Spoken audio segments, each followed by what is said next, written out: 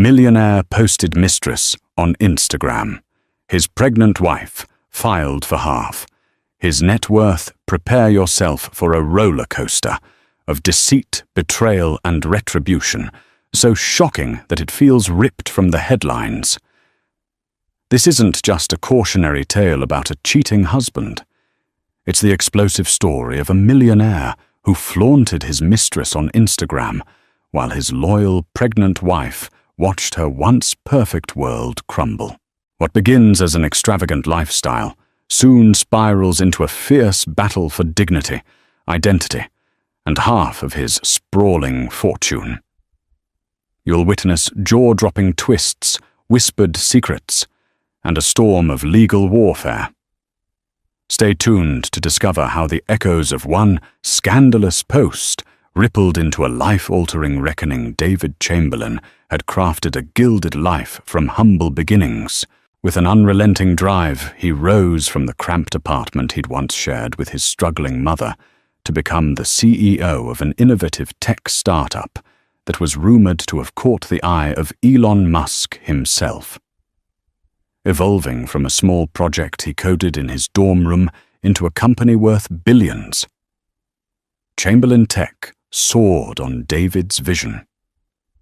In the early days, he poured every ounce of energy into building prototypes, making calls and pitching to investors.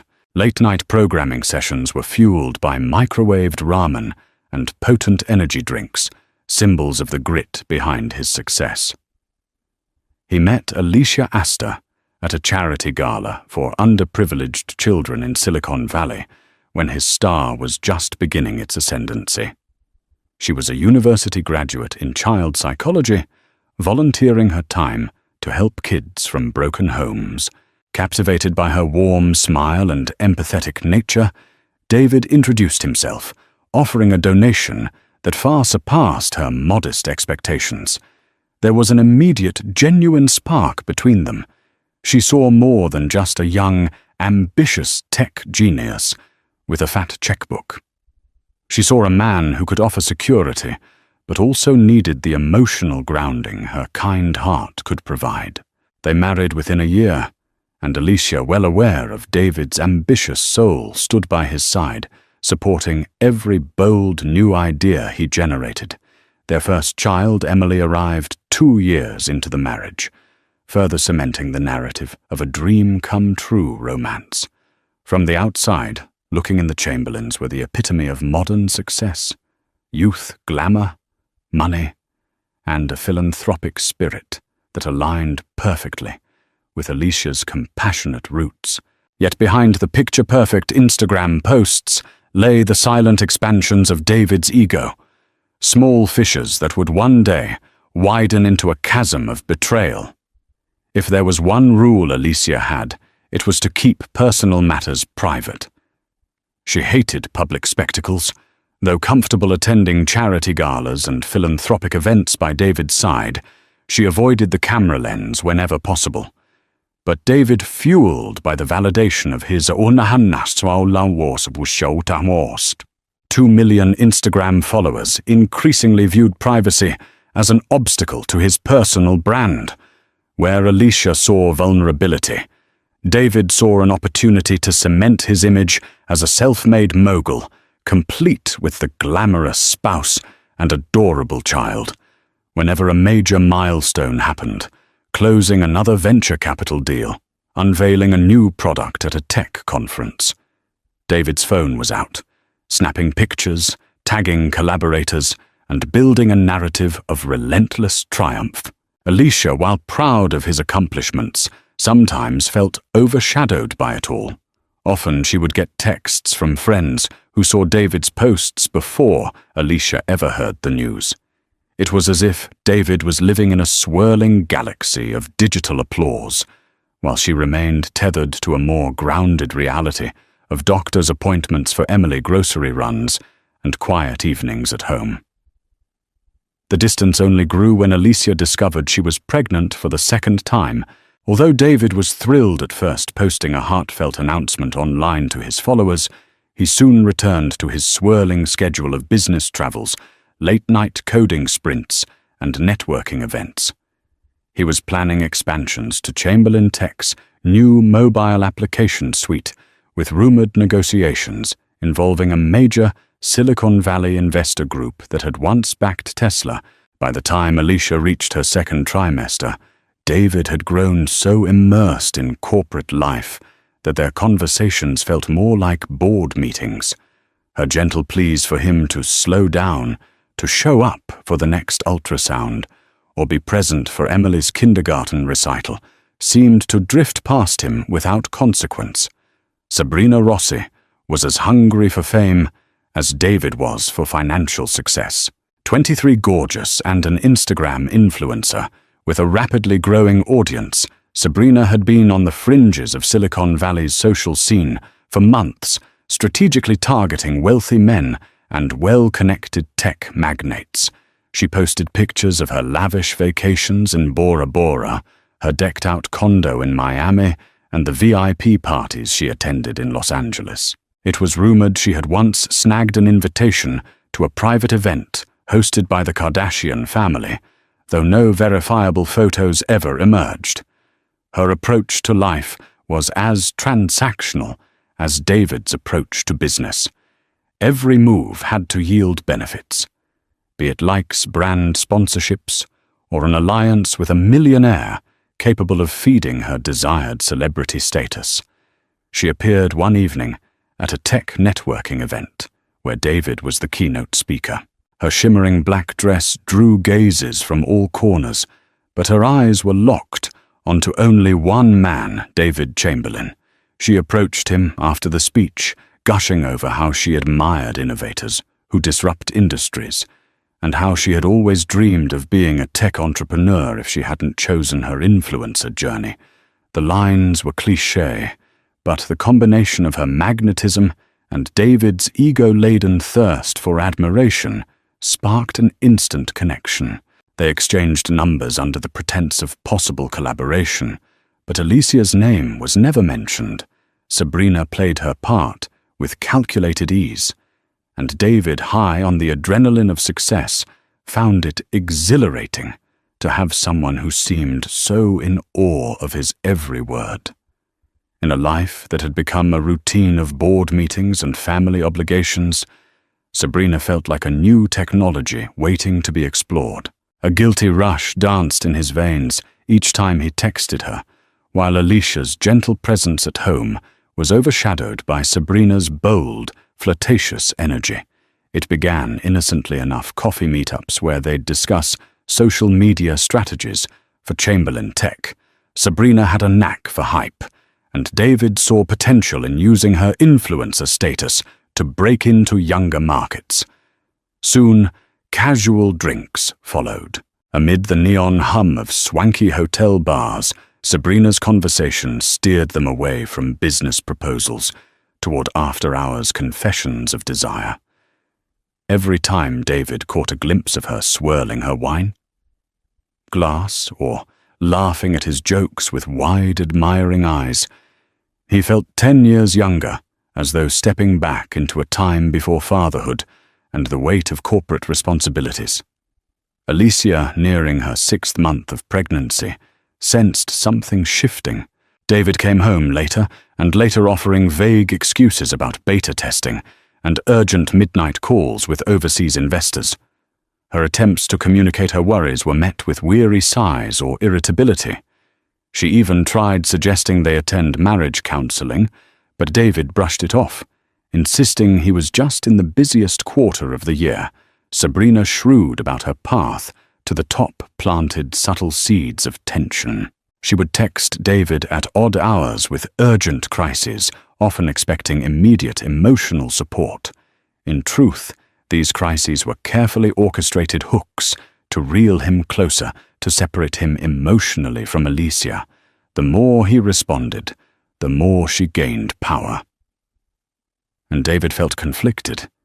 He was intellectually aware that he was doing something morally questionable, yet he rationalized it away, telling himself Alysia never seemed to understand his ambition as thoroughly as Sabrina did. In the background, Alicia's pregnancy advanced. She felt drained physically and emotionally, her maternal glow overshadowed by an unnamed dread. Late one night, she scrolled through David's Instagram feed.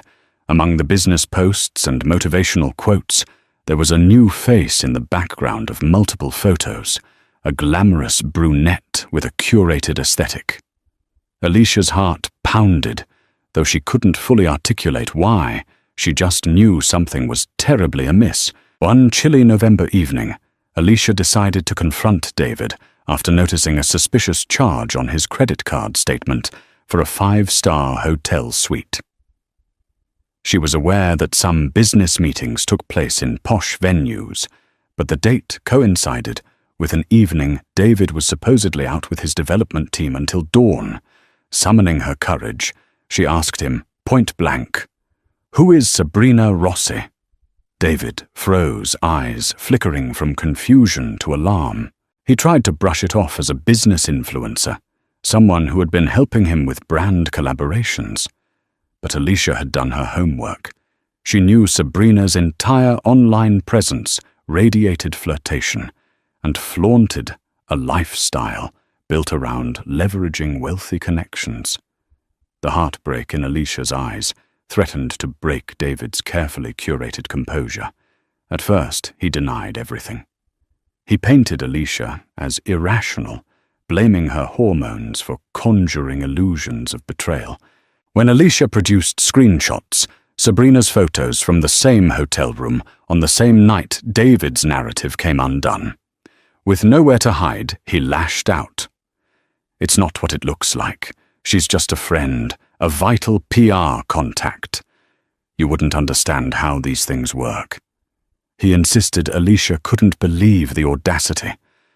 She demanded he cut off all contact with Sabrina and refocus on the family, especially with their unborn child on the way. David agreed in words, but his body language told another story. His phone was buzzing with new messages, even as he made empty promises. He assured Alicia it was over, that he'd made a mistake, but inwardly, he felt trapped. Caught between the allure of Sabrina's excitement and the familiar, stable reality Alysia offered. As he walked away to sleep in the guest bedroom that night, Alysia was left in tears, cradling her pregnant belly, wondering how their once idyllic marriage had drifted so far off course. For several weeks, Alysia monitored David's behavior with cautious optimism, hoping he had truly severed ties. But the reality exploded on a random Sunday morning when she woke up to a barrage of text messages from friends. "Have you seen David's new Instagram post?" one read. Nervous energy gripped her chest as she tapped on the app. There, in high definition, was David on a yacht in the Caribbean, with his arm draped intimately around Sabrina. His caption read, "Finding new horizons in business and life. Blessed entrepreneur lifestyle." Alicia's mind whirled. How could he be so brazen? Not only had David lied about cutting ties, but he had also chosen to flaunt the affair publicly. She felt a shockwave of embarrassment and betrayal, imagining what their friends, her family, and even business associates must be thinking. Calls from her parents went unanswered. She hid in the guest bathroom to sob, trying to collect herself enough to confront her husband. David returned home late that evening, wearing an expression that wavered between defiance and regret. The argument that ensued was volcanic. Alysia demanded an explanation, brandishing screenshots of comments on his Instagram post that were equal parts congratulatory and scandalous. Some followers appeared to celebrate David's freedom, while others openly shamed him for what looked like an extramarital affair. David tried to spin a half-hearted narrative about brand building and social media stunts, but it fell flat. There was no plausible excuse for the betrayal. Humiliation gave way to fury. Alicia declared she'd had enough. She could no longer stand by a man who cared more about likes and clout than his marriage and the safety of their unborn child. Storming off, she warned him that he would regret this moment, that she would take action, and that the blowback would be more than just a PR nightmare. It was the first time David truly glimpsed the magnitude of the tempest he had unleashed. The very next morning, Alicia contacted her friend Julia Price, a paralegal who worked for a prestigious law firm in downtown San Francisco. Julia, alarmed by the meltdown on social media, connected Alicia with a high-powered attorney, Evelyn Harrison, who had once represented high-profile clients, such as Hollywood celebrities and top-level executives. Evelyn was known for her no-nonsense approach and her ironclad negotiations. She wasted no time laying out the path forward. "Alicia, you have every right to protect your interests," Evelyn said during their first meeting. "He's flaunting his mistress publicly. Don't let him manipulate the narrative. The court will see how irresponsible this is, especially with you carrying his child." Though Alicia felt a wave of relief, she was also terrified. She had lived in David's shadow for so long, trusting his decisions, supporting his ambitions. Now she was about to go head-to-head with him in what could become a legal war. Evelyn explained the complexities: community property, spousal support, child support, and the potential division of David's towering net worth, estimated to be hundreds of millions, if not more, given his shares in Chamberlain Tech. David, upon learning of Alicia's consultation with a fearsome attorney, attempted to dissuade her from taking legal action. In frantic phone calls, he insisted they could work it out, or that things had been blown out of proportion. Yet his apologies rang hollow, especially with Sabrina continuing to post cryptic Instagram stories, suggesting her deepening involvement with David, pictures of expensive gifts, cryptic references to my love, and even rumors about her traveling to tech conferences with him. With each new social media post, Alicia's resolve hardened. She deserved respect, and she couldn't stand idly by while David flaunted Sabrina for the world to see. Evelyn's strategy was clear. They would file for divorce, aiming for half of David's net worth, plus significant child support and spousal support, a demand designed to sting enough to bring him to the negotiation table. If not to his knees, Sabrina and David seemed determined to live out their romantic fantasy under the public gaze. Sabrina posted a boomerang video of the two clinking champagne glasses set against the backdrop of the Golden Gate Bridge. Comments poured in, some praising them for their confidence, others condemning the reckless display of infidelity. The scandal quickly surpassed the boundaries of David's personal life, bleeding into his professional sphere. Chamberlain Tech employees were confused, embarrassed, and fearful about the company's future. Investors began questioning David's judgment. Did his personal recklessness hint at a lack of prudence in managing the company's direction? Journalists, ever hungry for sensational stories, clamored for interviews. Tech blogs that once lauded David as the rising star of Silicon Valley pivoted, labeling him as another cautionary tale of success gone to his head. Behind the scenes, Alicia grew increasingly anxious. She could hardly leave the house without paparazzi lurking around the gates, hoping to snap pictures of the scorned wife. She hated the sudden attention.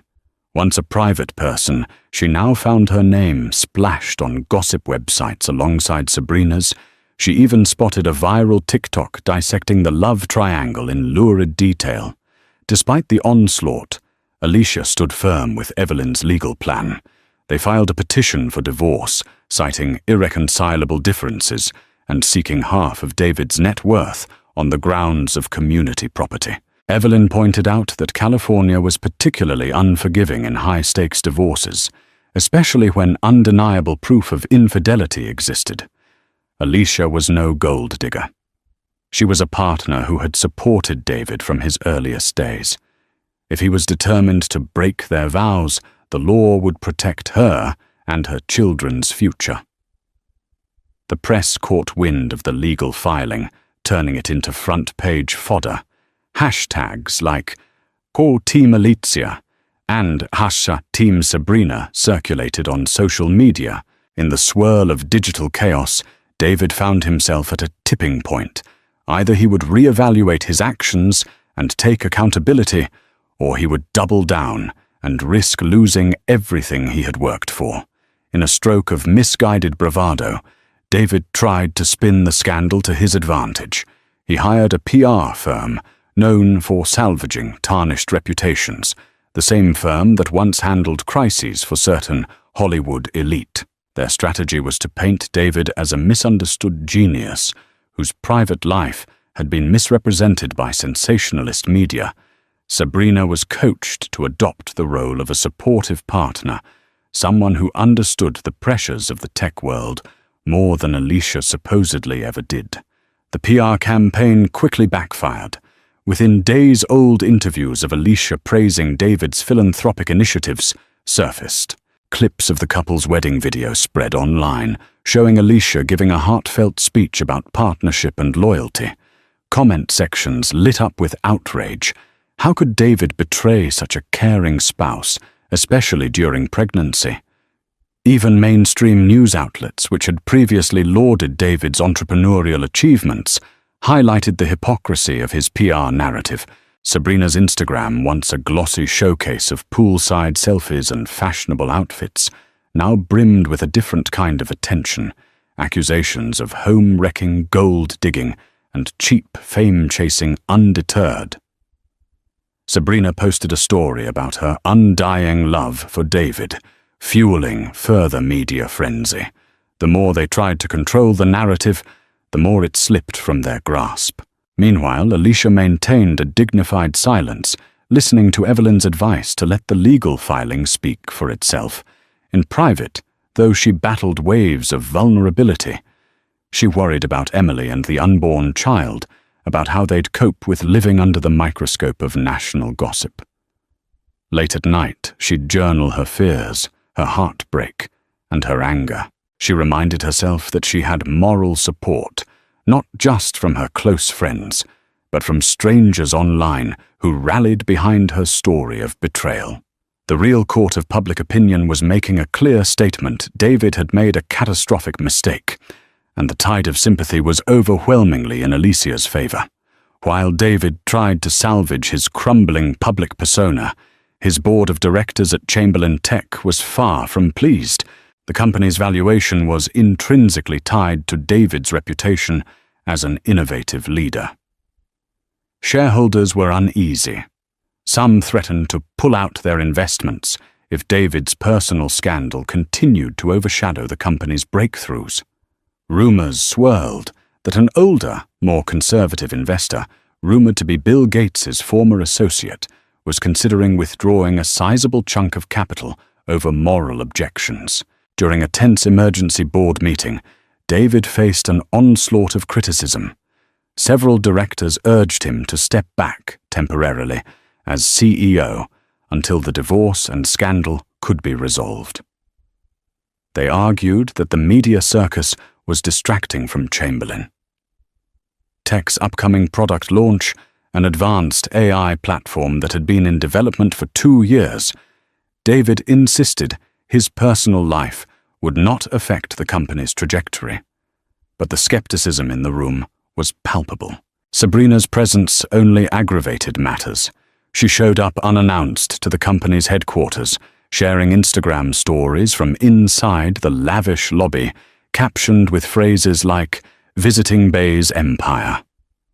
High-level employees were livid. Her intrusion felt invasive, disrespectful, and unprofessional. Every action Sabrina took seemed to sabotage the stability David desperately tried to preserve.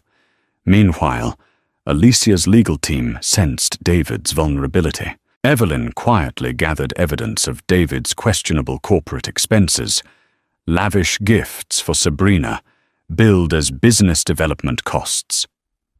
She prepared to leverage these details in negotiations, knowing that a potential scandal involving misuse of corporate funds could be the final blow. Caught in the crossfire, David grew increasingly erratic, lashing out at employees and ignoring critical deadlines. The cracks in his once impenetrable empire were becoming fissures threatening to swallow his dreams.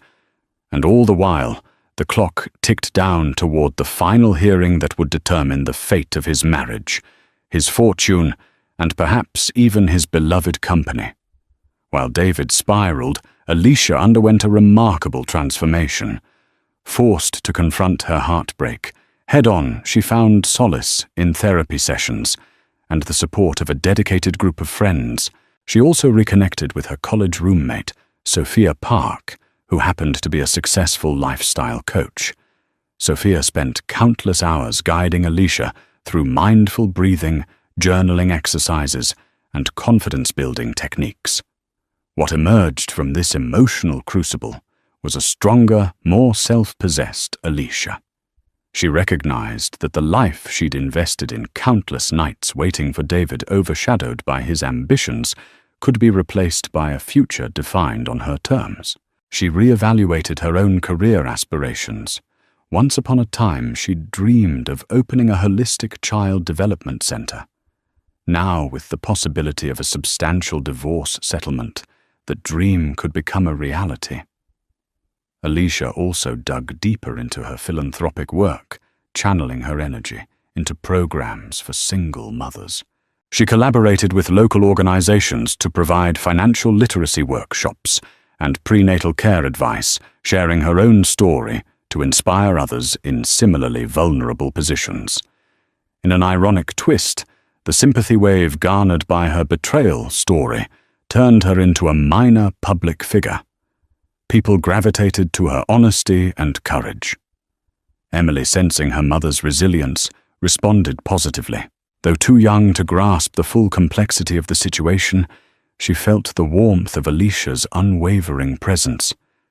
Alicia promised herself she would protect her children from the fallout of David's decisions. If nothing else, she wanted them to see that adversity could be met with dignity. With each day, Alicia stepped out of the shadows of David's social media glow and into her own authentic light. The woman who once deferred all decisions to her husband was now making bold moves to secure her family's future, and that more than any legal motion or viral hashtag would be the true testament to Alicia's unbreakable spirit. Unbeknownst to David, Sabrina had her own agenda. She'd carefully documented every extravagant gift, every secret text thread, and every late-night liaison. In her phone was a treasure trove of incriminating messages, David venting about the board of directors, ranting about Alicia, even joking about misrepresenting company expenses. Sabrina understood the game.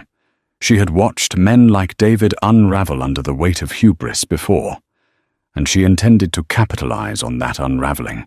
Her social media persona grew bolder. She frequently posted cryptic images, like a collage of expensive handbags tagged "Was a thank you miking," or a screenshot of a text message from a sender labeled D, praising her beauty and worth. In direct messages to her closest friends, she bragged about having David wrapped around her finger. Yet those same friends observed with skepticism.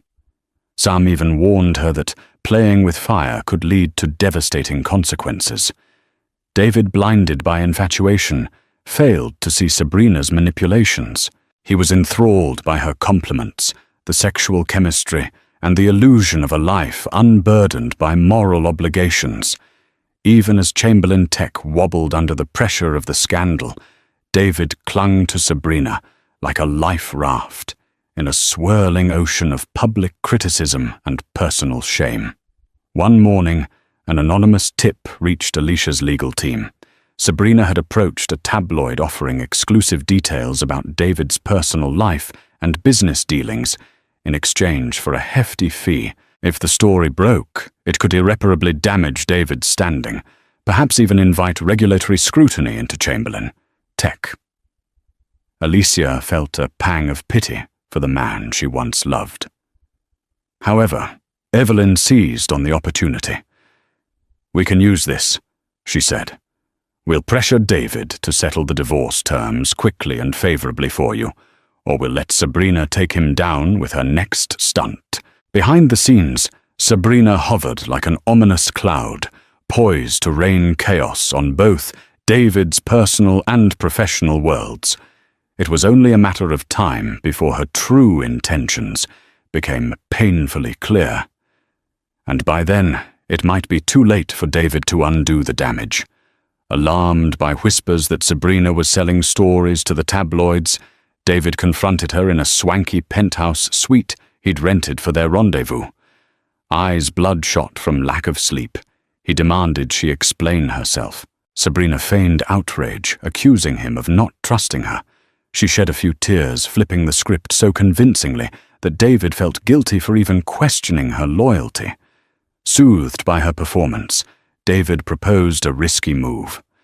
"Let's go public officially," he said, voice trembling with desperation.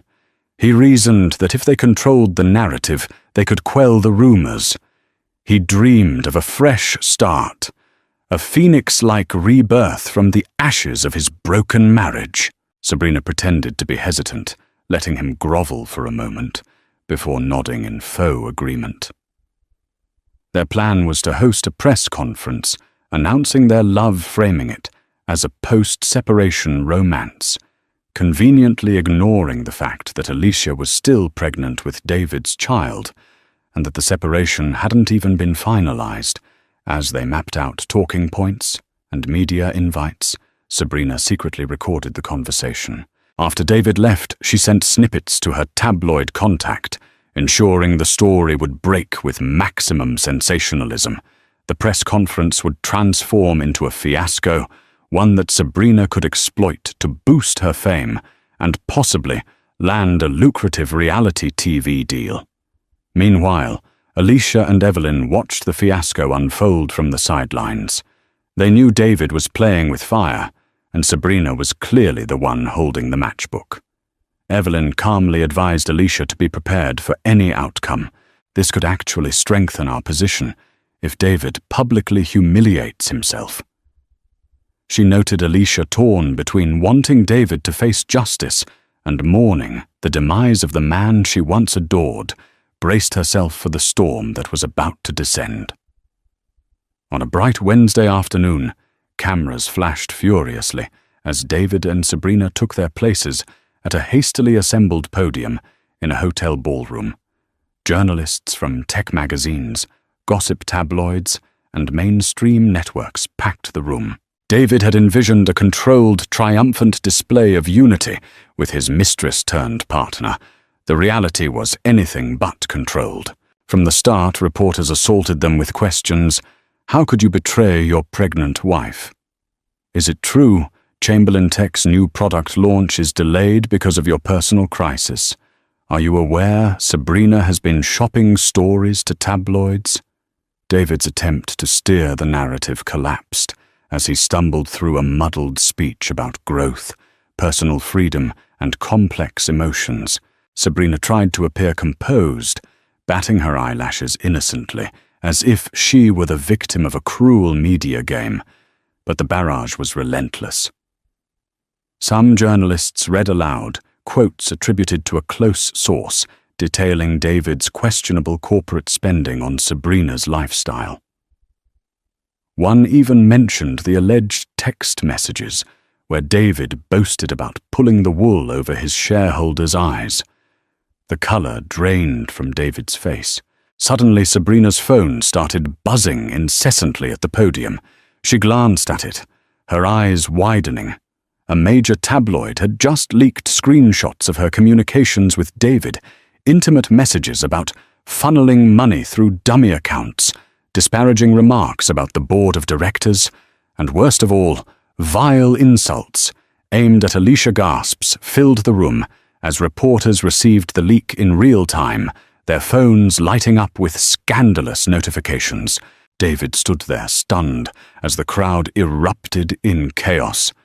Sabrina played shocked, but the corners of her lips betrayed a slight upward curl. It was a public execution, and David had all but handed Sabrina the axe. He stumbled off the stage, ignoring Sabrina's crocodile tears, the cameras trailing him mercilessly. This was more than just a PR nightmare. It was the meltdown of David Chamberlain's life. Within hours of the disastrous press conference, Chamberlain Tech's stock value plummeted. Board members convened an emergency meeting in which they voted to remove David from his role as CEO, at least temporarily, pending an internal investigation into financial misconduct.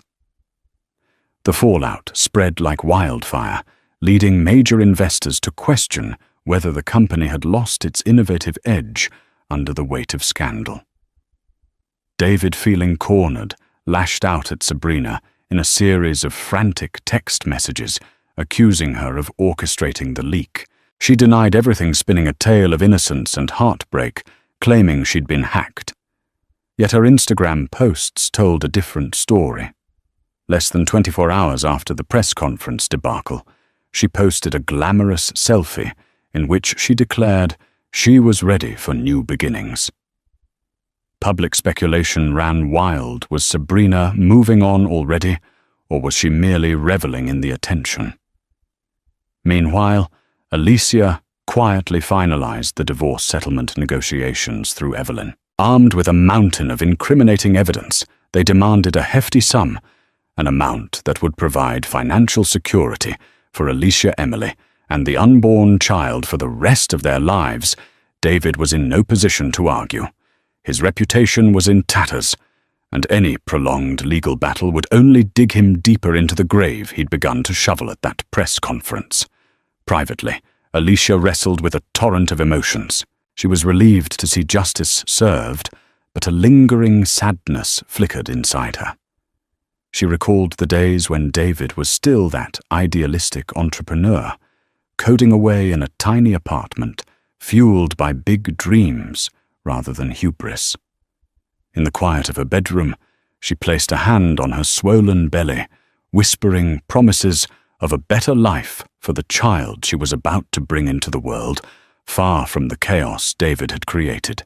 At a nondescript courthouse in San Francisco, David and Alicia sat across from each other, flanked by their respective legal teams. The air was tense, a swirl of unspoken apologies and irreversible choices. David wore a gaunt expression. The once confident grin had long vanished. Alicia, though visibly pregnant, carried herself with quiet poise. Evelyn presented the final agreement. Alicia would receive half of David's existing assets, a substantial monthly child support package for both Emily and the new baby, and additional spousal support for a set number of years. The division included real estate investments, stocks, and even rights to certain intellectual properties. Though Alicia had no intention of meddling in Chamberlain Tech's operational decisions, she would hold a meaningful financial stake in any future profits. The judge overseeing the process asked each party to confirm their acceptance. David hesitated for a moment. He glanced at Alicia, tears gathering in the corners of his eyes. He couldn't recognize the warm, loving wife who had once looked at him like he was the center of her world. Now she wore the steely gaze of a woman who had been deeply wounded, yet refused to let that wound define her finally. David mumbled, "Yes, I accept." With the stroke of a pen, the judge solidified what was already a foregone conclusion. Alicia was free.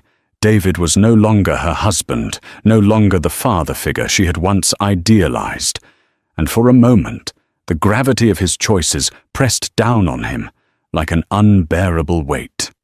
Exiting the courtroom, Alicia felt an overwhelming release, as though she'd just emerged from a dark tunnel into sunlight. She saw no sense in gloating. She had simply claimed what was fair for her and her children. If David's downfall was a result of his hubris and Sabrina's opportunism, then so be it. Karma had a way of unfolding on its own. Timetable, David's life, began unraveling at breakneck speed. Chamberlain Tech's board held a public announcement, naming its interim CEO, an experienced executive from a rival firm, investors were momentarily appeased, but the long-term damage to the company's brand remained uncertain. In the days following the divorce, tabloids continued to drip-feed scandalous details from Sabrina audio clips surfaced of David mocking the philanthropic endeavors he once championed, alongside Alysia, calling them mere PR stunts to get investors' goodwill. Text messages revealed his contempt for certain board members, labeling them dinosaurs. The drip-drip of damaging evidence ensured David's reputation sank further each day. The financial toll was just as punishing. Without access to corporate funds or stock options he'd lost upon his removal, David had to rely on his personal savings, which took a massive hit from the divorce settlement. He sold off luxury cars and cancelled memberships to exclusive clubs to free up cash. The sprawling suburban mansion he'd purchased was now a painful reminder of the family he had shattered. In a desperate attempt to salvage his once-admired status, David reached out to some philanthropic organizations for partnerships. None were interested. His name had become radioactive, a cautionary tale of personal greed overshadowing professional brilliance. Ironically, Chamberlain Tech's new leadership saw a slight rebound in the stock price.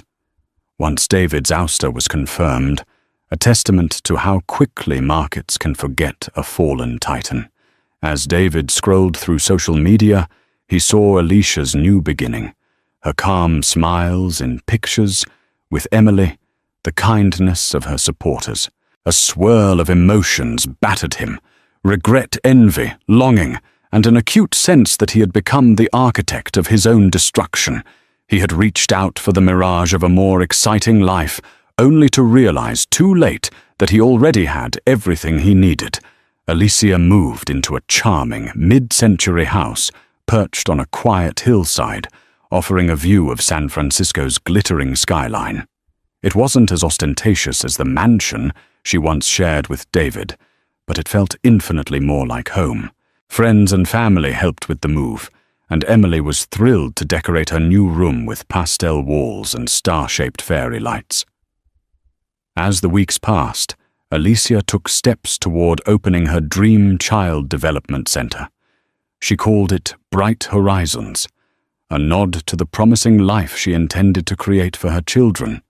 The money from the divorce settlement, while substantial, was more than just a safety net. It was a springboard. She invested in a staff of educators, psychologists and therapists, each dedicated to nurturing the cognitive and emotional growth of children. There was a modest ribbon-cutting ceremony, with local families and community leaders attending. A tech journalist, who had once covered David's success story, showed up to do a profile on Alicia's venture, instead a sign that people were interested in her version of success now. Outside of work, Alysia found peace in simple joys: quiet dinners with Emily, prenatal yoga classes, and the support of close friends. Sophia visited regularly, celebrating each small victory, whether it was a successful fundraiser for Bright Horizons or simply a day where Alysia felt content.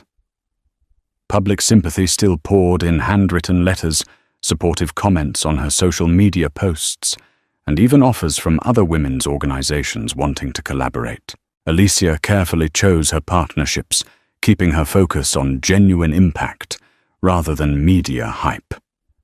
She had learned the hard way how intoxicating publicity could become. Every night before going to bed, she paused by a framed photograph of Emily and David from happier times. She allowed herself a moment to grieve the family they could have been, then turned off the lights, choosing to embrace the promise of a new tomorrow, rather than the ghosts of the past. Without David's financial backing, Sabrina Rossi faced her own wave of repercussions. Her clout on social media spiked briefly after the scandal, but began to taper off once the news cycle moved on to fresher gossip. Brand sponsorships she relied on for income became scarce. Reputable companies didn't want to associate with someone so intimately tied to a scandal. She still lived off the lavish gifts David had once showered her with, but those funds dwindled quickly. Sabrina attempted to pivot her image, releasing a string of YouTube videos about self-empowerment, claiming she was a misunderstood woman who had simply fallen in love with the wrong man. The public response was tepid. At best, many saw her as a manipulator who rode David's coattails and threw him under the bus for fame. Offers to star in reality, TV shows materialized, but none came with the high paychecks she had envisioned. Producers wanted drama, conflict, and scandal. Sabrina quickly realized she was only valuable to them as long as she stirred controversy. One day, she posted a tearful confession video, disclaiming she never intended to hurt Alysia or ruin a marriage.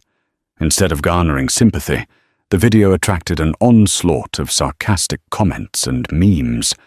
People questioned the sincerity of her tears. It became clear that her 15 minutes of notoriety were nearly up, and she had no stable platform to cushion her fall.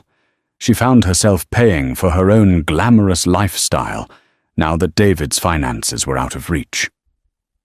Between credit card debt and dwindling offers, Sabrina stared at an uncertain future. In a final attempt at salvaging her influencer status, she teased a tell-all book, but the public had moved on.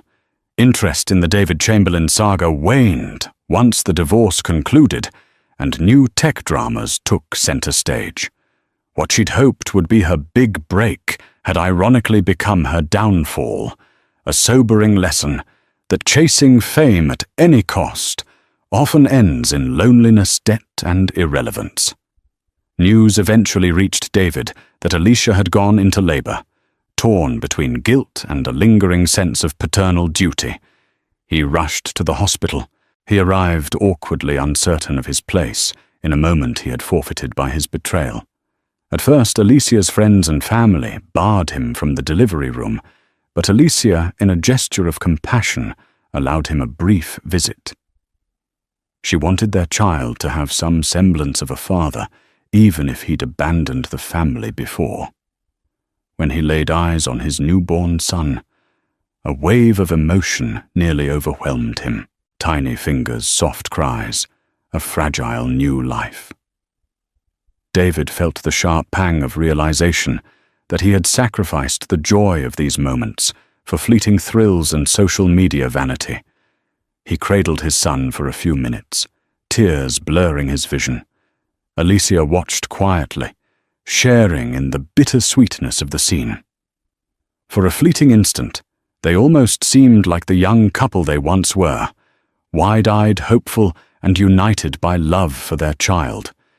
But the chasm between them was too vast. After the baby's vitals were declared stable, a nurse gently ushered David out. Alysia's family gave him cold stares, reminding him of the trust and respect he had shattered. As he left the hospital, David recognized that fatherhood, a role he had once embraced so proudly, was now conditional.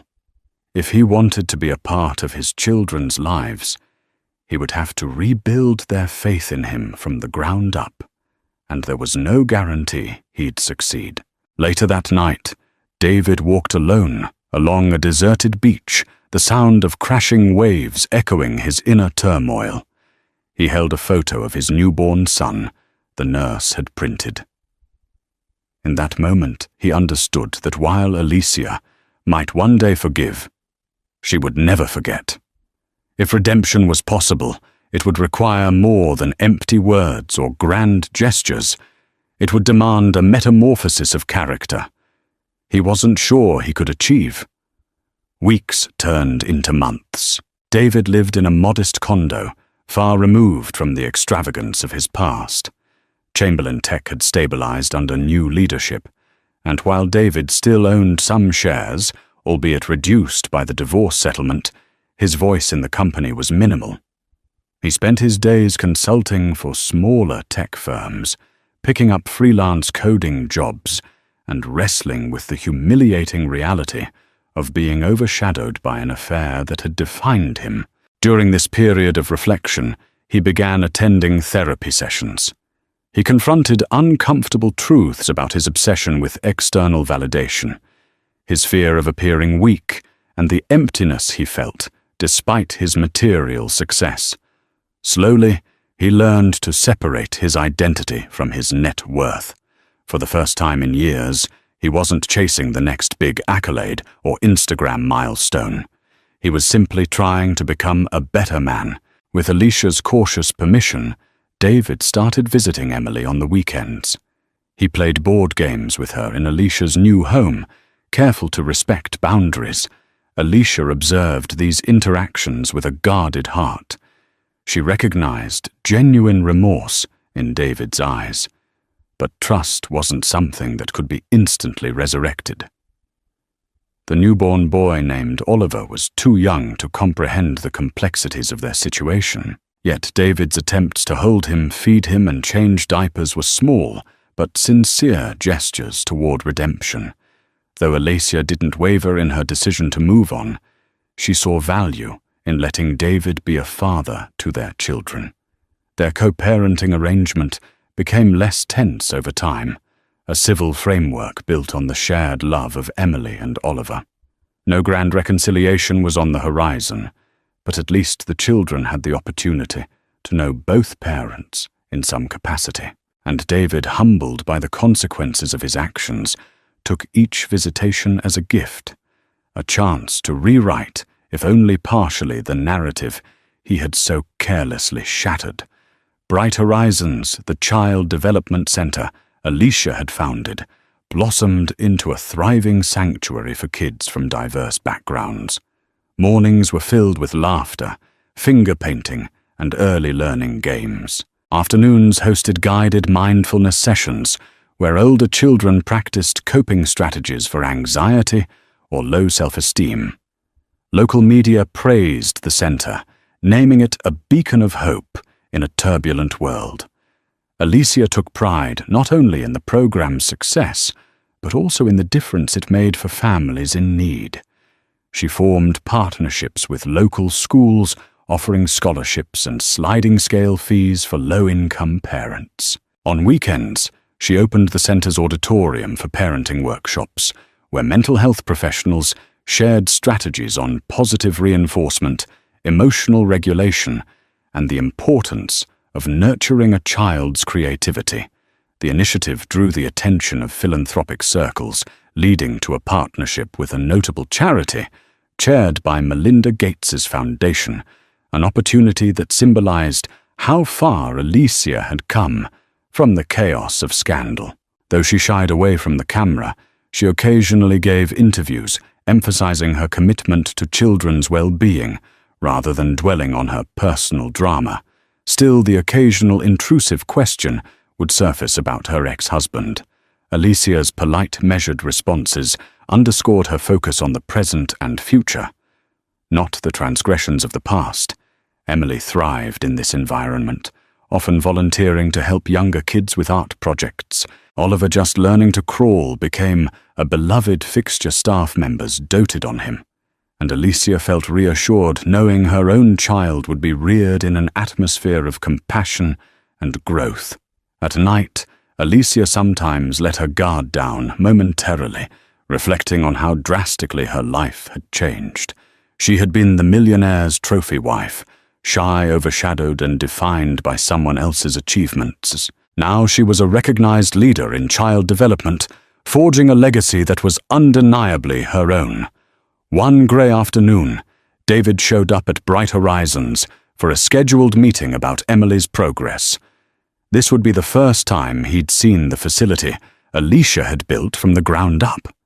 Despite the residual tension, Alicia greeted him professionally, introducing him to some of the staff, and proudly walking him through the vibrant classrooms. The children's artwork lined the walls, and child-friendly furniture was arranged to inspire exploration and creativity. David seemed genuinely impressed. "You've done well," he said softly, his gaze lingering on a collage that Emily had made. I'm proud of you." Alysia offered a polite nod. Though she appreciated the sentiment, her walls remained intact. She remembered how easily David's words had once swayed her. Now she needed consistency, not compliments. Still, there was an air of calm acceptance between them, neither fully forgiven nor wholly estranged. Before leaving, David asked if he could speak privately with Alysia. Reluctantly, she agreed, guiding him to an empty corner of the hall. "I just wanted to say," he began, eyes downcast. "I'm sorry for everything. Truly, you deserved better." Alysia took a breath, each heartbeat echoing the gravity of their past. "I accept your apology," she replied. "But that doesn't erase what happened." He nodded, wiping at his eyes. "I know, I'm just grateful I still get to see the kids." "That's what matters now," she said, and for a moment their gazes met a silent acknowledgement of the life they'd once built and broken. They parted ways, a fragile peace hovering in the air. Though they would never return to the effortless intimacy of their early years, there was a mutual understanding that the well-being of Emily and Oliver transcended past grievances. It was a flicker of closure, a subtle sign that while some wounds may never fully heal, life could still move forward with grace. Time is a patient judge. Months turned into a year and life settled into a new normal. David continued his therapy, occasionally consulting for small startups. He lived modestly, keeping a low profile. Though many Silicon Valley circles still regarded him with mistrust, a few entrepreneurs welcomed his expertise, albeit at a fraction of what he once commanded. It was humbling, but he accepted it as part of his penance. Sabrina, on the other hand, vanished from mainstream attention. Her social media pages turned stale. The last few posts, desperate attempts to drum up interest in a rumored reality show that never materialized. Rumor had it she moved to another city, hoping for a fresh start. But in an industry that thrived on shiny new stories, her time had come and gone. Alicia's star soared not in the glitzy sense David had once chased, but in an authentic, community-based manner. Bright Horizons expanded to a second location, thanks to a generous grant from a philanthropic tech foundation. Alicia chaired roundtable discussions on early childhood education and even co-authored an academic paper on the benefits of emotional intelligence curricula. For those who followed the scandal, it appeared that karma had balanced the scales. The millionaire who once reveled in flaunting a mistress on Instagram saw his empire shaken to its core, paying dearly in both love and fortune. The pregnant wife, humiliated, yet resolute, found a path to empowerment and meaningful impact. Their children, though living in a broken home dynamic, were loved and cared for by a mother who refused to let betrayal define their future. In the end, life had moved on, leaving behind a cautionary tale about ego fame and the consequences of betrayal, a tale David Chamberlain would continue to live with long after the headlines faded. Thank you for joining me on this intense journey of heartbreak, betrayal, and ultimate redemption. We've witnessed how one social media post lit the fuse on a marriage already strained, unraveling not just a family, but also a tech empire built on ambition. Yet amid the aftermath of public humiliation and personal loss, we found a beacon of hope in Alicia's unwavering resolve to rise above adversity and create a life of purpose for herself and her children. Her triumph serves as a powerful reminder that from the ashes of betrayal, we can grow stronger, more focused and more determined to carve our own path. If you found this story gripping, be sure to like, share, and subscribe to this channel. Let's keep exploring tales that remind us of life's fragility and our incredible capacity to rebuild when everything seems lost. Your support means the world. So stay tuned for more. Picture a sprawling driveway lined with century-old oak trees, their branches forming a grand, shadowy canopy. At the end of this quiet approach stands the majestic Beauclair mansion, its marble columns gleaming under the moonlight. In the hush of midnight, a sleek black limousine pulls up to the front steps, delivering the triumphant millionaire Donovan Pierce. He's not alone. Clinging to his arm is Serena Quinn, a dazzling model with secrets of her own. Donovan steps out, brimming with confidence, prepared to flaunt his latest conquest. Little does he know, behind those massive double doors, his pregnant wife already waits, with a pair of earth-shattering surprises. Donovan Pierce was born in Santa Barbara, California, in the early 1980s. He was the youngest son of a middle-class family whose only luxury was a subscription to National Geographic. His parents, Randall and Josephine Pierce, both taught at the local community college. Though they were hardly wealthy, they instilled in Donovan the idea that knowledge could open doors that money alone could never pry open. Donovan, a sharp-eyed, wiry kid with a stubborn streak, found solace in reading about faraway lands. He dreamed of traveling to Africa, exploring the Amazon, and someday having enough money to live in a grand estate of his own. In high school, Donovan's natural charm made him popular among peers.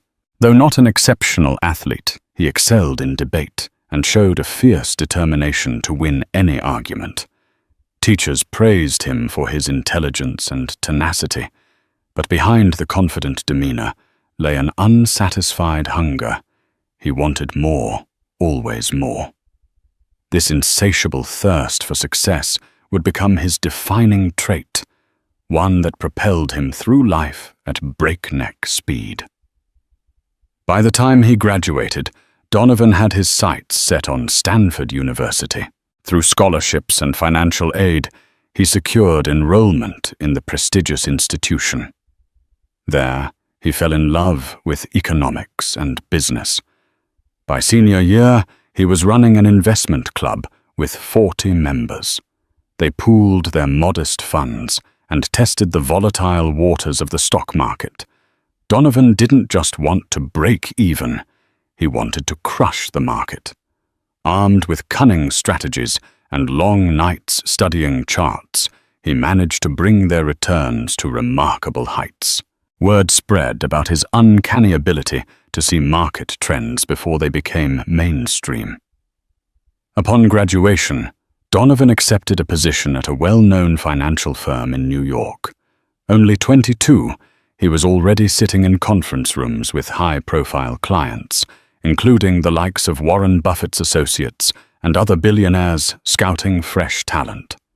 Donovan took every opportunity he could to glean wisdom from these industry titans. His nights were spent with spreadsheets, analyzing stock movements, and his days were consumed by endless networking.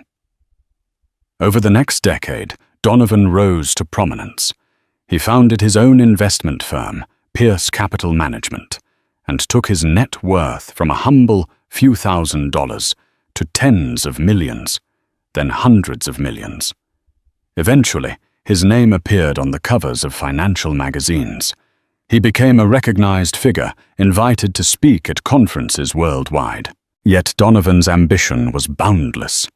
He set his eyes on surpassing every record in the book and building a personal life that reflected his success. It was during this lofty ascent that he met Elizabeth Radcliffe, a descendant of old money. Elizabeth was a well-educated philanthropist, known for championing causes related to women's health. She was radiant in a quiet way, elegant, thoughtful, and with a moral compass that ran deeper than Donovan's relentless drive. Her mother, Caroline Radcliffe, was once part of a philanthropic circle involving the late Princess Diana, donating to charitable organizations across Europe. The Radcliffe heritage included a storied estate in the Hamptons and connections to aristocrats in England. Donovan was attracted to Elizabeth's poise and the air of dignity she carried wherever she went. Their relationship started gently long walks by the shoreline in East Hampton, quiet dinners at exclusive clubs, intellectual discussions about the future of finance and philanthropy. Before long, Donovan realized that Elizabeth wasn't just another accessory to be paraded around. She was a pillar of wisdom and stability, someone who kept him tethered to his humanity when greed tugged him off-center. The world watched in fascination when Donovan and Elizabeth wed in a grand ceremony at the Radcliffe family's estate. Media outlets splashed their pictures across the front pages, calling it the merger of new money and old world grace. In an unexpected twist of sincerity, Donovan's vows to Elizabeth were heartfelt. He promised to love, protect, and treasure her, never letting wealth overshadow his devotion to her and any future family they might have. But the shadows of desire and ambition sometimes morph into darker forms. Even as Donovan soared to greater financial heights, he found himself haunted by a restless energy.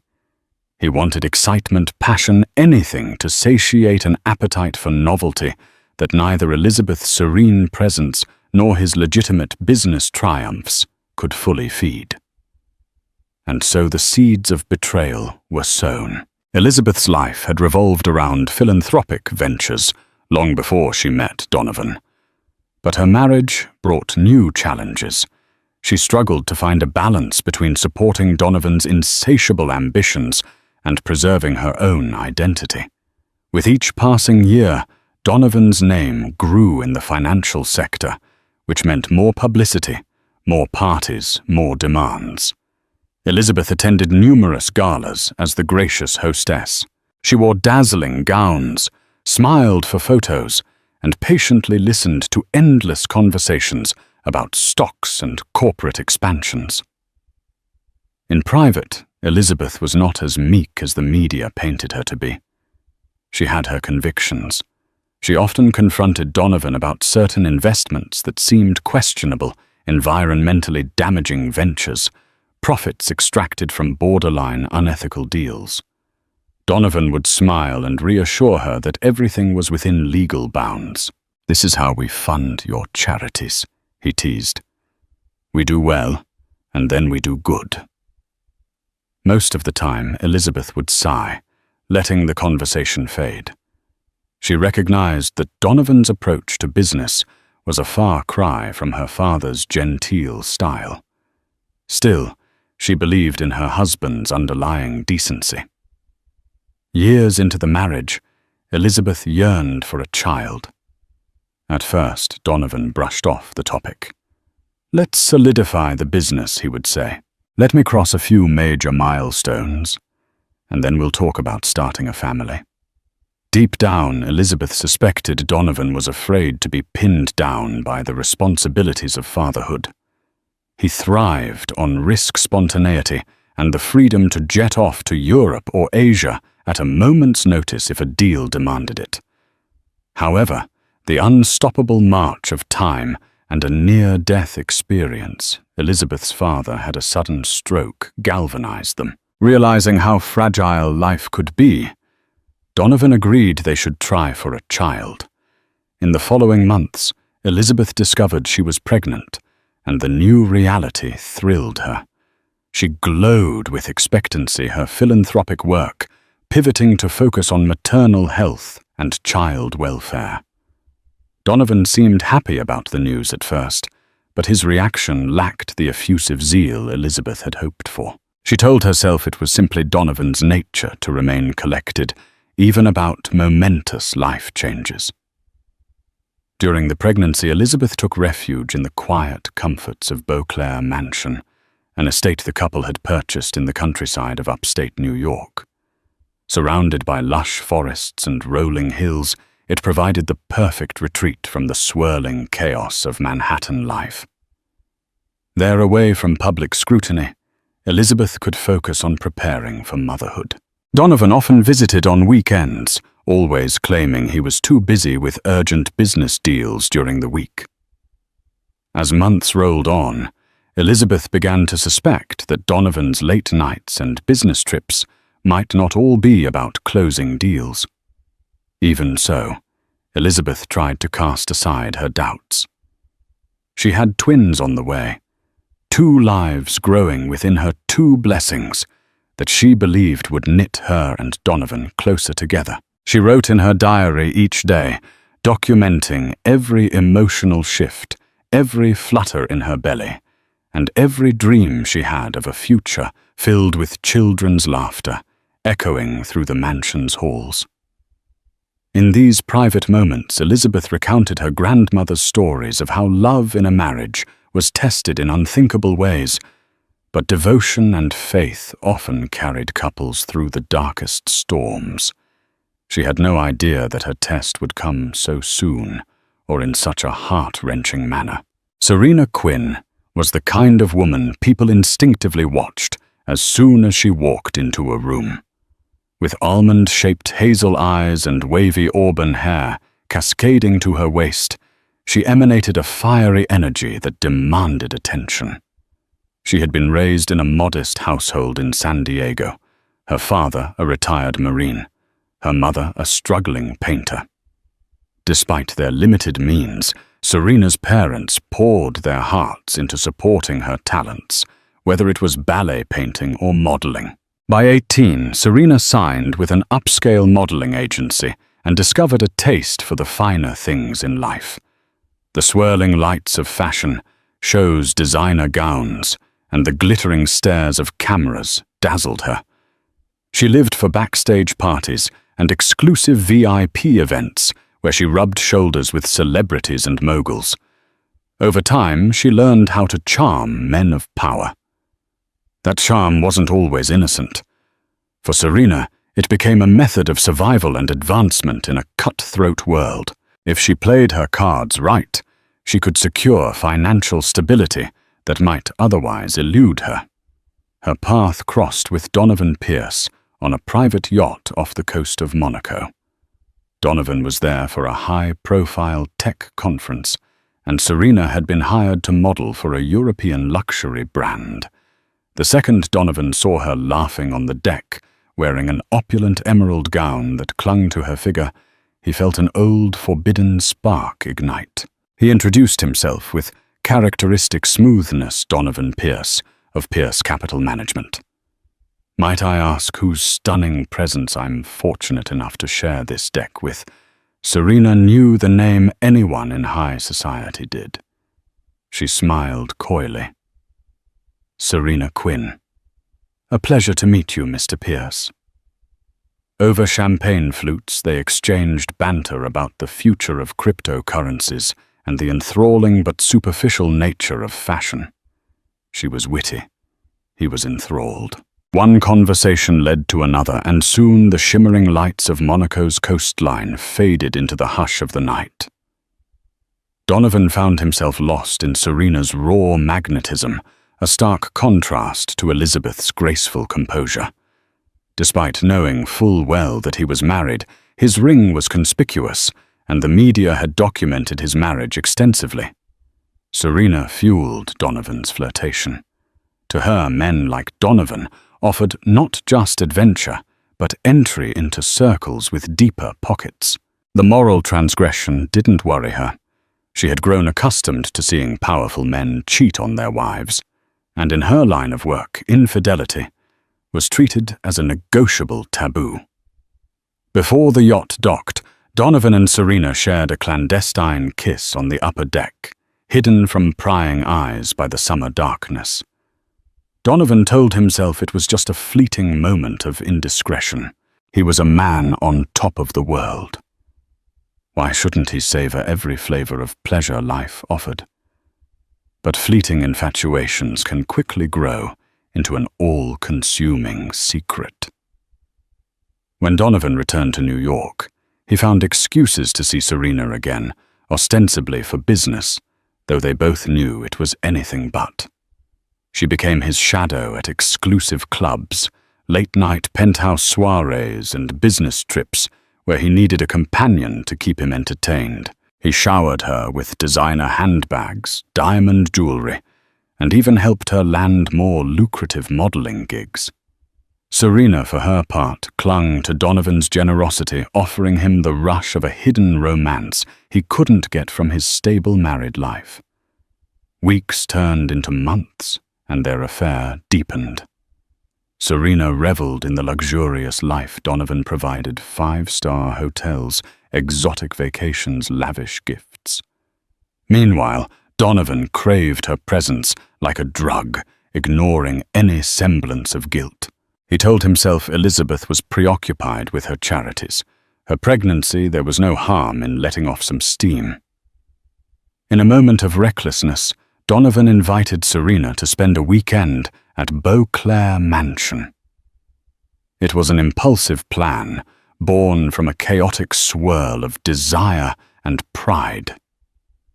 After all, Elizabeth was supposed to be spending those days in Manhattan for a friend's baby shower, or so Donovan believed. Little did he realize Elizabeth had cut her city trip short, too exhausted to endure the social rigmarole, and determined to relax in her own home. Destiny was about to orchestrate a collision of secrets, lies, and revelations that would upend everyone's lives. Under the silver glow of a crescent moon, Donovan's limousine glided up to Beauclair Mansion's gates. The estate's sweeping landscape looked hauntingly beautiful.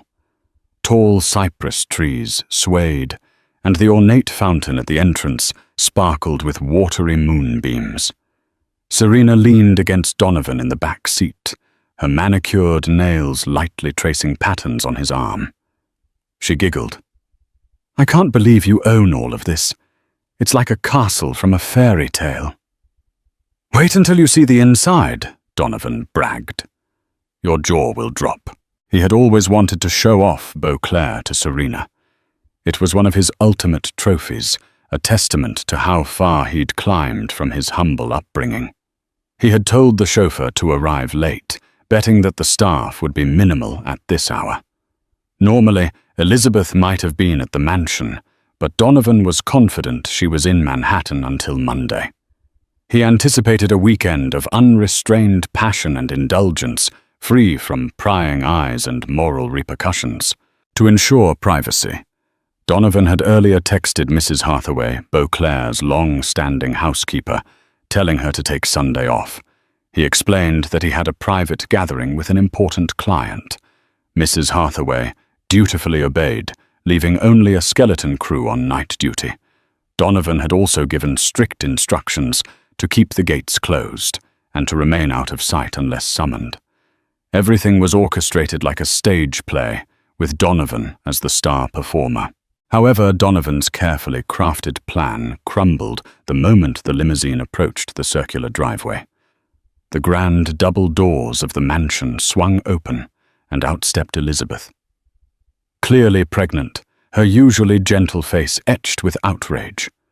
Her hand rested protectively on her belly, the fabric of her pale blue maternity dress fluttering in the night breeze. The overhead carriage lights illuminated her figure, making her look both ethereal and formidable. Donovan felt his breath catch in his throat. Confusion and dread erupted within him. For a moment, Sabrina was just as stupefied, her eyes darting between Donovan and the furious woman on the threshold. "Who is that?" she whispered sharply, though deep down she suspected the answer. No one spoke as the driver opened the door. Donovan stepped out first, feeling as though he were walking into a vortex of shame and disbelief. Elizabeth's voice finally cut through the silence. "So it's true," she hissed. "All the late nights, the secret phone calls, I tried to tell myself I was just being paranoid." Donovan opened his mouth but couldn't form words. Elizabeth's expression twisted a lethal mix of heartbreak and anger. Her gaze flicked to Sabrina, who also emerged from the limousine, her face partially hidden by large designer sunglasses she'd neglected to remove. For a second, Sabrina contemplated slinking back inside the car. But she was too frozen to move. Beneath the mansion's elegant facade, the entire world was about to unravel. Inside Beauclair's sweeping foyer, marbled floors gleamed under a chandelier of crystal teardrops. Donovan stood rooted near the grand staircase, Sabrina a few feet behind him, feeling acutely like an intruder. Elizabeth, with tears in her eyes, demanded answers. Her voice echoed off the polished surfaces, driving home the magnitude of this confrontation. "How long has this been going on?" she shouted, eyes locked on Donovan. "How many times have you lied to me?" Sabrina's gaze darted nervously. She cleared her throat and decided on an apology, but it sounded hollow even to her own ears. "I'm so sorry. I didn't realize," Elizabeth cut her off. "Didn't realize what exactly? That he has a wife? That I'm carrying his children?" Her voice trembled with bitterness, and her hands pressed against her swollen belly. Donovan finally snapped out of his stupor. "Elizabeth!" He began stepping closer. "I didn't mean for any of this." She pulled away, tears shimmering on the brink. "Don't come near me." At that moment, thunder rumbled in the distance. It felt as though nature itself lamented the betrayal unfolding within Beauclair's walls. Donovan's mind churned, searching for a plausible explanation, an apology, a gesture that might quell the fury and heartbreak swirling through the foyer. Yet nothing he could say would excuse what he'd done. Behind him, Sabrina said softly, "I'll just get my things and go." She aimed for an exit strategy, hoping to salvage any shred of dignity. But Elizabeth wasn't done. "So you leave now, and what then? Another rendezvous in some penthouse next week? Another weekend in a mansion you both think you own?" She shot Donovan a look of pure venom. "You want to embarrass me in front of the entire world, Donovan, because the paparazzi will eat this alive. There's no hiding from it." A hush enveloped them, broken only by the faint pitter-patter of rain starting outside. Sabrina gripped her handbag, panic in her eyes. Donovan realized in that instant the severity of his situation.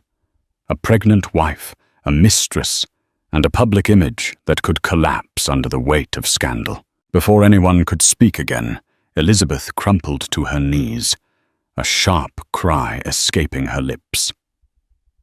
Donovan rushed to her side, alarmed. "Elizabeth!" he exclaimed. "What's wrong?" Her face contorted in pain, her arms instinctively encircling her belly. I think something's wrong with the babies." The sight of Elizabeth in apparent distress jolted Donovan's paternal instincts. He forgot about Sabrina, about the affair, about everything else. He scooped Elizabeth into his arms. "We need to get you to the hospital," he said, voice trembling. At his instruction, the still-present chauffeur quickly rearranged plans to drive to the nearest emergency room. By now, Sabrina was shaking, unsure if she should stay or slip out unnoticed. Ultimately, she followed them to the limousine perched uncomfortably in the back seat, while Donovan cradled Elizabeth. The ride felt like an eternity each second, thick with tension and fear. Never had Donovan felt so powerless. This was not a financial crisis he could fix with a quick injection of capital or a brilliant stock trade. He was on the brink of losing everything he claimed mattered to him, and possibly even losing the unborn children he had so carelessly taken for granted.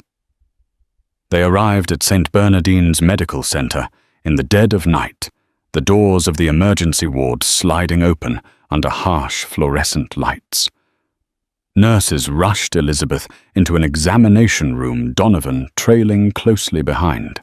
He hovered by her side, watching with dread as monitors beeped and doctors administered IV lines. Sabrina lingered in the waiting area, hands clasped tightly, face pale. She felt starkly out of place. A nurse, noticing her anxious demeanor, whispered, "Are you family?" Sabrina shook her head, barely managing a polite smile. She took a seat, struggling with a mix of guilt, fear, and resentment. Resentment toward Donovan for putting her in this humiliating position. Guilt for playing a role in what might be a catastrophic medical emergency. Inside the examination room, the obstetrician delivered cautious news. Elizabeth was having contractions prematurely, possibly triggered by emotional stress. The babies were at risk if her blood pressure didn't stabilize soon. Donovan felt a crushing weight. This was the real consequence of his duplicity.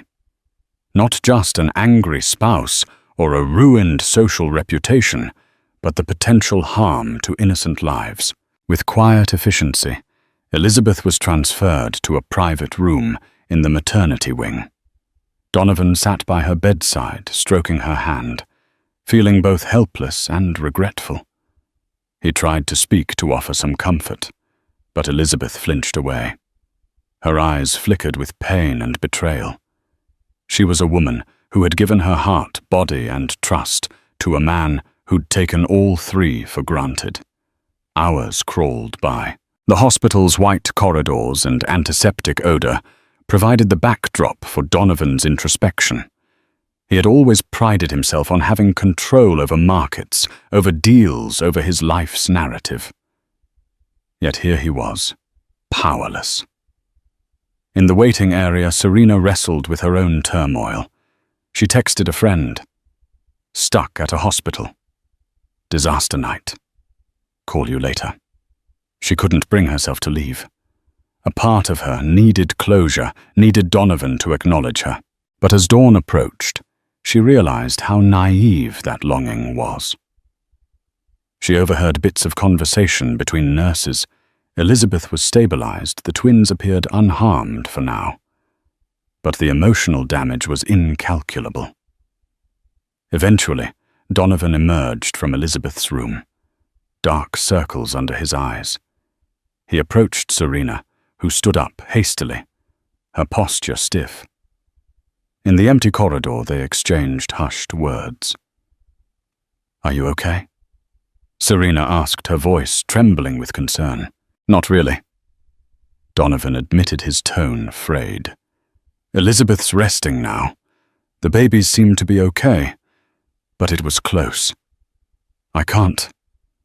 He swallowed, unable to complete the thought. Sabrina nodded slowly, tears threatening to spill. "I didn't want this to happen." Donovan let out a shaky breath. "Go back to the mansion, or a hotel. I'll make arrangements for you. But I can't leave Elizabeth." Sabrina searched his face, hoping for some signal that their relationship mattered. Instead, she saw a broken man, guilt-ridden and desperate to cling to his wife and unborn children. Words felt futile. She only managed a nod before turning to walk away, the corridor lights flickering overhead like a silent judgment. In that moment, Donovan understood that the life he thought he could compartmentalize was shattered.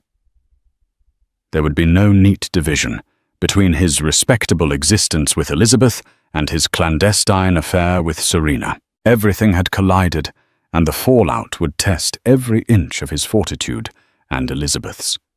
News travels fast in privileged circles. By mid-morning, Elizabeth's parents, Andrew and Caroline Radcliffe, arrived at the hospital in a flurry of concern and indignation. Caroline, her posture ramrod straight, confronted Donovan in the corridor. "You liar!" she hissed, jabbing a finger at his chest. "You made promises, Donovan. My daughter's life and the lives of my grandchildren are at risk because of your disgraceful behavior." Andrew, a gentleman by nature, seemed older and more frail than usual, grief etching lines across his face. "I trusted you," he said softly, his voice laden with disappointment. "You were the one who insisted on waiting for children until you were ready to be a father." And now this Donovan bowed his head, too ashamed to meet their gazes. "I'm sorry," he murmured. "Truly I am. Nothing I say will justify what happened." Caroline gave a scornful laugh. "That's about the only honest thing you've said so far." With Elizabeth stable but emotionally shattered, the medical staff advised minimal stress to prevent another crisis. It was agreed that for now, Donovan could stay at the hospital. He was, after all, Elizabeth's next of kin, but the Radcliffes made it clear they'd watch him like hawks. Every hour, Donovan checked in on Elizabeth, who maintained a stony silence. She gazed out the window, tears occasionally sliding down her cheeks. Sometimes Donovan tried to hold her hand or whisper an apology. Each time, she pulled away. When evening arrived, the Radcliffes insisted on a family discussion without Elizabeth. Donovan, Andrew, and Caroline convened in a small hospital cafeteria, the smell of coffee and antiseptic heavy in the air. The conversation was tense voices, kept to a low hush. Caroline wasted no time. "Donovan, we want you to leave Elizabeth alone until she recovers. You'll take care of her medical expenses, of course, but you're to stay away until she explicitly asks for you." "Understood." Donovan's mouth felt dry. "Elizabeth is my wife. I can't abandon her in the hospital." Andrew softened his tone. "We're not saying abandon her. We're saying give her space. Right now, your presence might be doing more harm than good." Caroline's eyes narrowed. "Who knows how many indiscretions you've had behind her back? As far as I'm concerned, you have a lot of explaining to do." "Yes," Andrew agreed. "And perhaps to a divorce lawyer as well." The word divorce lodged like a bullet in Donovan's chest. He'd never considered that Elizabeth might actually leave him and take the children with her. The possibility ripped open a chasm of fear. At that moment, Donovan realized how precarious his entire empire was. Losing Elizabeth didn't just mean losing the facade of a happy marriage. It could also mean losing the moral anchor that had partially legitimatized his high society persona. Without Elizabeth, Donovan Pierce was just another scheming, heartless tycoon with questionable ethics and no family to give him depth or redemption. "Please," he murmured, voice raw. "Don't talk of divorce yet. Let me do whatever it takes to earn her trust back." Caroline exhaled sharply. "That's up to Elizabeth. For now, respect her wishes. If she wants to see you, fine. If she doesn't, you'll keep away." Donovan nodded, too grief-stricken to argue. The only thing that mattered now was Elizabeth's health and the safety of the twins. Little by little, he realized the irreparable damage he'd caused. If he ever wanted to regain Elizabeth's love, or even her tolerance, he would have to face an arduous road of restitution, if such a thing was even possible. The weekend passed in a blur. Elizabeth showed signs of improvement, though her emotional wounds were far from healed. Donovan took Caroline's advice and stayed mostly away, visiting briefly when Elizabeth gave the green light. He spent his nights at a penthouse suite in a nearby hotel, making calls to business associates and cancelling all non-essential trips. Serena Quinn, meanwhile, disappeared from his immediate orbit. He'd arranged for her to stay in a luxurious suite at the Ritz-Carlton, and he covered the tab without question. Their exchanges were reduced to terse text messages. She resented being sidelined, but had no choice. During this tumultuous period, Donovan discovered that personal crises had a way of exposing hidden vulnerabilities in his business empire. A damaging rumor circulated that he was stepping away from Pierce Capital Management due to family issues. Boards of directors, already anxious about market fluctuations, began to question the stability of Donovan's leadership. Some clients hinted they might shift their funds elsewhere if Donovan couldn't personally oversee their accounts. In the midst of these professional woes, Donovan received an unexpected visitor, Rita Halberd, a young journalist from a prominent financial magazine. Rita had sensed the scandal swirling around the Pierce household and wanted an exclusive story. She cornered Donovan in the hospital lobby, a polite but determined expression on her face. "Mr. Pierce, I'm so sorry to bother you at this difficult time." She began pressing the record button on her phone. "But rumors are circulating about trouble in your personal life affecting your company. Is there any comment you'd like to make?" Donovan forced a composed smile. "I don't discuss personal matters with the press, Miss Halberd. My family is my priority right now. Pierce Capital Management remains fully operational." Rita persisted. "Any truth to the allegations about an affair causing your wife's hospitalization?" His jaw clenched. No comment. When a security guard intervened, escorting Rita away, Donovan felt a jolt of dread. Despite his best attempts to keep the scandal under wraps, the story was leaking. He later discovered that paparazzi photos of him and Serena in Monte Carlo had been making rounds online, fueling speculation. The worst part was that Elizabeth's heartbreak was now tabloid fodder. Back at Beauclair Mansion, Elizabeth returned to recuperate under medical supervision. Her parents insisted on staying with her, but she also had some quiet moments to reflect. Late one afternoon, Elizabeth found her way to a seldom-used drawing room lined with dusty oil paintings of the estate's previous owners. There she sank into a velvet armchair, a cup of chamomile tea in hand. Her mind replayed the last few days, the confrontation, the hospital, scare, the taste of betrayal. She recalled times when Donovan had been tender and loving, such as the night he proposed. He had taken her to a small island off the coast of Croatia, where they strolled along a moonlit beach. He promised her a life of wonder and fulfillment. Now those sweet memories clashed with the stinging reality of his infidelity. She wondered if she had been naive, ignoring subtle warning signs all along. The late-night calls, the new cologne that smelled nothing like Donovan's usual preference, the random missing hours he could never fully explain. Perhaps she should have confronted him sooner. Perhaps she should have demanded he slow down, focus on their marriage before it was too late. But regrets, she realized, could never undo the present. In a small burst of determination, Elizabeth pressed a hand against her belly. The twins moved gently, as if sensing her emotions. She whispered, "We'll be okay. With or without him, we'll make it." For all her heartbreak, Elizabeth realized she wasn't powerless. She had the children to think about, and her own dignity. If Donovan thought he could just walk in and out of their lives at will, he was mistaken. Serena Quinn, temporarily sequestered in the Ritz-Carlton, found that the novelty of plush robes and room service quickly waned when tethered to a scandal. She felt like a caged bird, feeding on scraps of reassurance from Donovan's sporadic texts.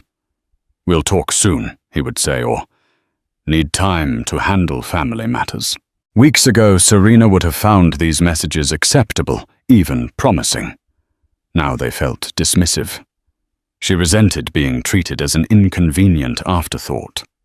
One evening, in a fit of frustration, she sought out an old friend in the city, a PR specialist named Miranda Vale.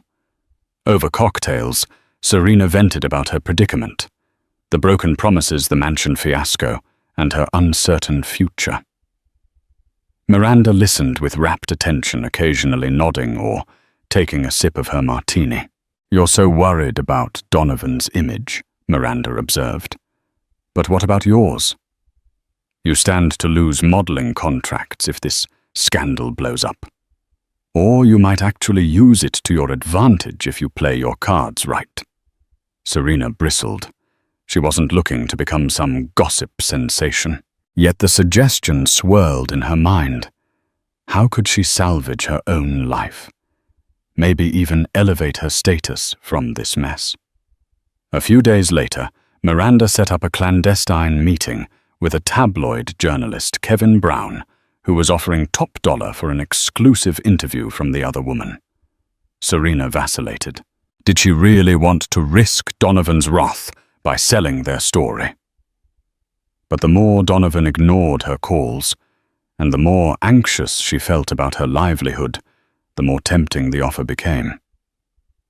Finally, after one particularly icy text from Donovan, "I can't talk right now." "Please stop calling," Sabrina snapped. She had built her entire adult life on leveraging opportunities. Why should Donovan Pierce escape unscathed, preserving his marriage and reputation, while leaving her hung out to dry? So Sabrina met with Kevin Brown in a posh rooftop lounge, wearing oversized sunglasses and a scarf to hide her identity.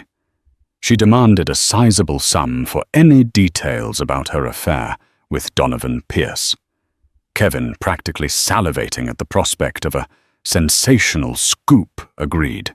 Over hours and multiple drinks, Sabrina spilled enough intimate details to fuel a front-page headline in every major tabloid. She revealed their first meeting in Monaco, the hush-hush texts, the gifts, the clandestine weekends. The only thing she kept vague was the fiasco at Beauclair Mansion. Some details, she reasoned, might prove too dangerous or humiliating if fully exposed. By the time she left, the weight on Sabrina's shoulders felt partially lifted. She knew the story would break soon, that Donovan would likely feel betrayed and furious. But she also knew she needed to watch out for her own interests. If Donovan wasn't going to make good on his unspoken promises, if he was going to return to Elizabeth and freeze Sabrina out, then maybe Sabrina could seize control of the narrative. In a world where wealth and reputation meant everything public sympathy could be leveraged, perhaps in the end, she'd emerge from the scandal not as a regretful mistress, but as a cunning survivor. A week later, the tabloids erupted with headlines. Exclusive model Serena Quinn speaks out on Donovan Pierce affair. The public devoured every detail like vultures on fresh carrion. Pictures of Serena in Monaco in Donovan's penthouse and near Beauclair Mansion splashed across websites and social media feeds. Gossip shows debated the morality of powerful men who think they can have it all. Stock pundits speculated whether Pierce Capital Management would suffer a mass exodus of clients. Donovan woke up to a flurry of panicked calls from business partners, lawyers, and friends. Fury coursed through him at Serena's betrayal. He drafted multiple messages to her, each more accusatory than the last. But he never pressed send. He understood that escalation could lead to more damaging revelations. Instead, he pivoted into damage control, a meeting with his legal team to discuss defamation suits, a press statement asserting that personal matters do not affect the integrity of Pierce Capital's mission, and frantic phone calls to major stakeholders, reassuring them he was still firmly at the helm. Elizabeth, meanwhile, read the tabloids with disgust and heartbreak. She had heard enough from Donovan's admissions and the partial truths gleaned from staff at Beauclair. But seeing Serena's smug face on the covers made it all more real. Her parents tried to shield her from the media storm, but the magnitude was impossible to ignore. At one point, Elizabeth snapped at Caroline. "No more. I don't want to hear or see anything about that woman. It's my life, my marriage. I'll decide how to handle it." Yet a part of Elizabeth felt a strange, unexpected relief. The entire truth was now out there, no more secrets lurking. Donovan's humiliating betrayal was an open wound.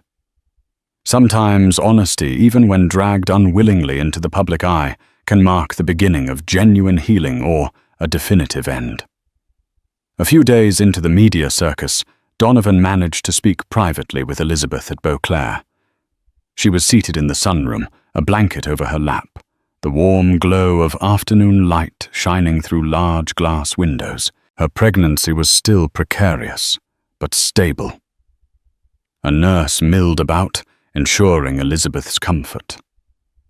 Donovan took a seat across from her, hands clasped. He looked thinner than usual, his eyes hollow with regret. "Elizabeth," he began, voice quivering. "I know I can never fully undo what I've done. But I want you to know I'm willing to do anything to make this right." She regarded him with a calmness that unnerved him. "You can't unbreak a heart, Donovan," she replied. "You can only see what grows from the pieces left behind." He swallowed hard, remembering the luminous woman he had married. The thought of losing her and the children shredded whatever bravado remained. "I'm committed to therapy, to counseling, anything you need. You and the twins are my priority now. I understand if you hate me, or if you'll never trust me again. But I want to try." Elizabeth let out a slow exhale. "I don't have answers yet. I need time to figure out what's best for me, and for our children. Right now, I need stability, no more public scandals, no more late-night cat-and-mouse games." "Can you promise me that much?" "Yes," Donovan whispered, tears pricking his eyes. "I promise." Elizabeth nodded. "Then give me space. Provide what I need for the babies and me. Maybe in time, we'll see if there's anything left of this marriage to salvage." Donovan rose to leave, feeling the smallest glimmer of hope. He bent down gently, kissed Elizabeth's forehead. She didn't resist, but neither did she reciprocate. He walked away with a reverent hush in his chest, determined to do better, uncertain if redemption was truly within reach. The next several months were a crucible of transformation for everyone involved. Elizabeth stayed at Beauclair Mansion, supported by private nurses and her parents. She meticulously prepared for the twins' arrival, reading parenting books, setting up a nursery, and confiding in a therapist recommended by her obstetrician. She recognized that despite Donovan's betrayal, her children deserved a father if he could prove worthy. Yet she also realized she was no longer the passive partner she might once have been. She contacted divorce lawyers, not as a definitive move, but as a precaution. Boundaries had to be drawn. Donovan embarked on a public apology tour, though not the typical kind with press conferences. Instead, he quietly reached out to key figures in his professional circle, explaining that he was going through a personal crisis and assuring them of his unwavering commitment to Pierce Capital. He donated a significant sum to maternal health charities, a gesture partly inspired by guilt, partly by a genuine desire to mend the harm. In a rare display of humility, he sought out a private counselor, a stepsister of a friend. Sessions were grueling, forcing him to confront his reckless impulses, his childhood insecurities, and the toxic pursuit of wealth as a balm for every emotion. He began to see that the same drive that made him a financial success had also corroded his personal life. Serena, meanwhile, found herself both famous and infamous. She was approached by multiple agencies to exploit her new celebrity, but serious brands viewed her as a liability. She capitalized on her notoriety by launching a line of low-tier beauty products, hawked relentlessly on social media. Certain tabloids praised her for bravery in exposing a billionaire, but the more discerning corners of society labeled her a shameless opportunist. She struggled with the knowledge that she might never escape the shadow of this scandal, On lonely nights in her new penthouse, a parting gift from a short-lived romance with another wealthy patron, she questioned whether she had really gained anything from this affair, or simply sabotaged her own integrity. As for the public, the scandal became old news once another sensational headline captured their short attention span: Donovan Pierce and Elizabeth Radcliffe. Pierce were yesterday's gossip replaced by new controversies. However, the financial world did not forget so quickly. Donovan faced extra scrutiny in every new venture. Some of his bolder clients grew leery, no longer seeing him as infallible. He moved carefully, treading water to maintain his empire's stability, while balancing the turbulent waters of his personal life. On a chilly December evening, months after the scandal first broke, Elizabeth went into labor. The staff at Beauclair hustled, calling the doctor and preparing to take her to the hospital. Donovan, who was in Manhattan finalizing a major business deal, was alerted immediately. Without hesitation, he dropped everything. He had a private helicopter on standby for emergencies, and this was certainly one. Within an hour, Donovan arrived at the hospital breathless and terrified. He found Elizabeth already in the delivery room, her face contorted with pain, her parents at her side. She spotted Donovan, and a fleeting look of relief crossed her features before another contraction seized her. All through the grueling hours, Donovan held Elizabeth's hand. Each time she cried out, he whispered words of encouragement, telling her how strong she was, how close they were to finally holding their children. If she bore any lingering resentment, it was eclipsed by the primal, overwhelming task of giving birth. At precisely 2:14 a.m., the first baby emerged a boy with tiny flailing limbs and a robust cry. The doctor smiled. "He's healthy," she announced, placing the newborn on Elizabeth's chest. A minute later, his twin sister followed, smaller, but equally vocal about her entrance into the world. Donovan was unable to contain his tears as he beheld his children for the first time. He kissed Elizabeth's forehead, flooding with gratitude, regret, and awe all at once. Elizabeth turned to look at him, tears in her own eyes, and gave a single nod of acknowledgement.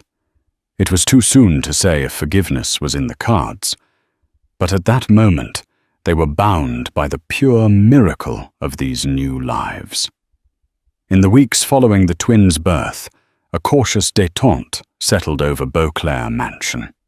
Elizabeth allowed Donovan to stay in a guest suite. He took paternal leave from Pierce Capital, focusing on midnight feedings, diaper changes, and singing lullabies. The cracks in their relationship remained, but caring for their infants forged a tenuous bridge. The twins, named Alexander and Amelia, became the center of everyone's world.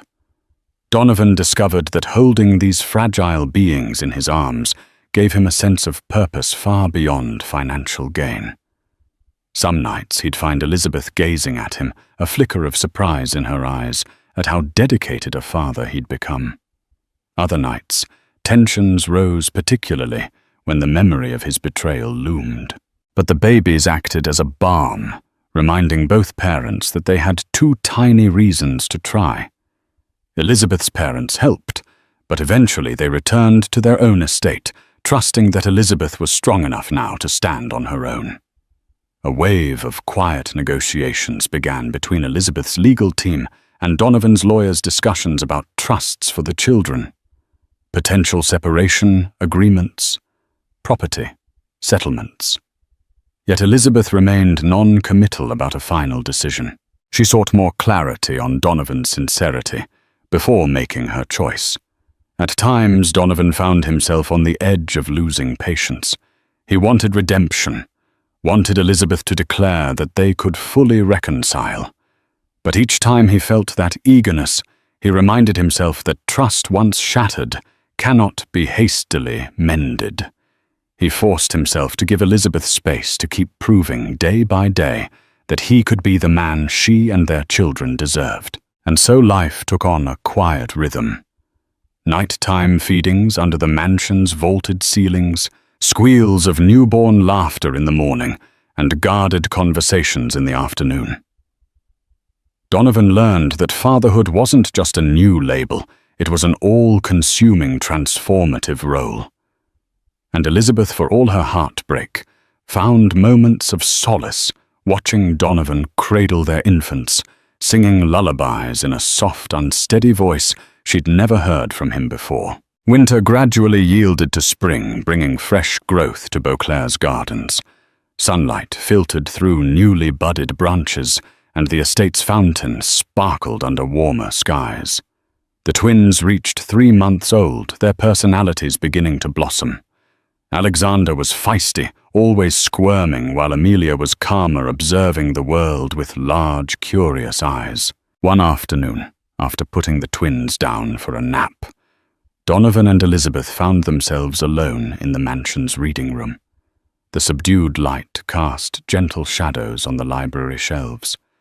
It was the first time in weeks they'd had a private moment uninterrupted by crying babies or house staff. Elizabeth studied Donovan for a long moment. "I've seen a change in you," she said quietly. He felt his chest tighten. "I've never been more serious about anything. These months with the twins with you, they've shown me what really matters." Elizabeth pressed her lips together, tears threatening to surface. "I don't trust you fully yet," she admitted, voice trembling. "But I see you trying. And I care that our children have a real family." Donovan reached for her hand. She allowed him to take it this time, though her grip was tentative. "I love you," he said with fervor. "I always have in my own flawed way." She closed her eyes, letting tears slip through. In that vulnerable moment, Elizabeth acknowledged that despite the immense pain Donovan had caused, she still loved him too. Love wasn't a neat equation. It was messy, painful, beautiful, and worth fighting for sometimes. No magical instant of absolute forgiveness followed. Instead, they shared a deep, trembling embrace. Perhaps it was the start of building anew, or maybe a final farewell. But for that moment, it was enough to close the distance that had been tearing them apart. Over time, marriage counseling sessions were arranged. Trust exercises, honest conversations, and raw confessions filled many evenings. Donovan penned a heartfelt letter to Elizabeth, acknowledging every lie and vow he had broken. Elizabeth read it through tears, then wrote a response describing her own fears and disappointments. Though the future remained uncertain, both were willing to try. For the sake of the twins, for the sake of their own hearts, they forged ahead, cautious, hopeful, and forever changed. Months passed gradually, healing old wounds, though scars lingered. Donovan and Elizabeth decided to continue living at Beauclair, turning it into a sanctuary rather than a battlefield. The staff treated Donovan with polite reserve, aware of the rift in the household, but also noticing the genuine effort he invested in fatherhood. Serena Quinn drifted to the periphery of their lives. She launched a small cosmetics brand online, capitalizing on her short-lived tabloid fame, but her presence receded from major headlines. Donovan never reached out to her, and she, sensing no benefit to further contact, eventually moved on to new opportunities. Rumors linked her to an international art dealer, but the story never garnered much attention. In time, the media found fresh scandals to chase. Donovan's public persona stabilized as he demonstrated consistent leadership in his company, all the while making philanthropic gestures, no doubt influenced by Elizabeth's passions.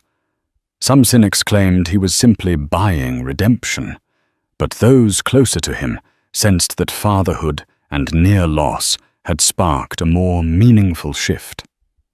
Elizabeth remained cautious. Though she allowed Donovan back into her bed, she set firm boundaries about honesty and transparency. She demanded and received proof of Donovan's finances, phone records, and schedules. Some nights, guilt gnawed at Donovan. He realized how easily he used to lie and manipulate. Now each day of truth felt like a small victory. In the hush of dawn, Donovan often rose to check on Alexander and Amelia. He found solace in their innocent breathing, their tiny bodies nestled securely in cribs. As he watched them, he whispered apologies for his past and promises for their future.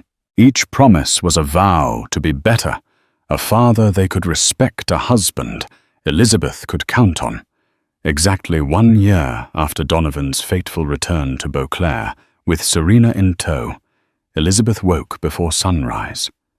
She gazed at Donovan sleeping beside her, his hair disheveled, his face peaceful in slumber. She slipped out of bed and tiptoed to the twins' nursery. Sunlight broke over the horizon, illuminating Alexander's curious expression and Amelia's gentle coos. Elizabeth scooped them into her arms, one on each hip, and felt a rush of gratitude so strong it nearly overwhelmed her. Shortly after, Donovan entered, rubbing sleep from his eyes. "Morning," he said softly, placing a tender kiss on each baby's forehead. Then he looked at Elizabeth, searching her face for signs of acceptance. She offered a small smile. The tension that once gripped their every interaction had eased, replaced by a quiet understanding. They carried the twins downstairs to the breakfast table, where the staff prepared a light meal. Over coffee and pureed fruit for the babies, Elizabeth cleared her throat. "I have an announcement," she said, drawing Donovan's full attention. "I'm ready to give us a real chance.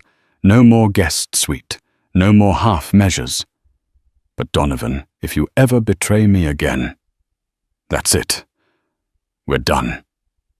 He felt the air rush from his lungs, relief washing over him. "I won't. I promise." He reached across the table and gently squeezed her hand. Their eyes locked in a moment of unspoken agreement. Months of therapy, raw conversations, and unwavering devotion to their children had led them here, still bruised but willing to live as a unified family.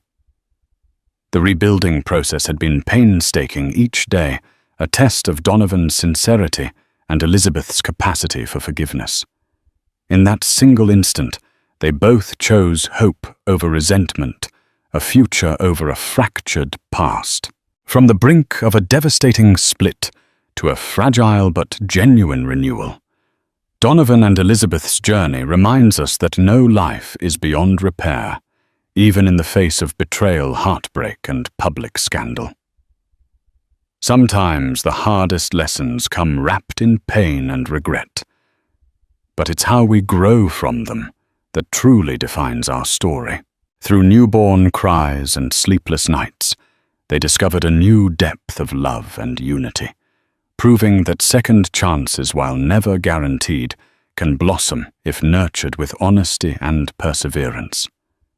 If this story moved you, if it made you reflect on the power of forgiveness, the complexity of desire, or the resilience of family, please share it with someone who might need the message. Don't forget to like, comment, and subscribe to our channel for more compelling stories that shine a light on the raw, dramatic twists of life. After all, every life holds a chapter that can inspire someone else's healing.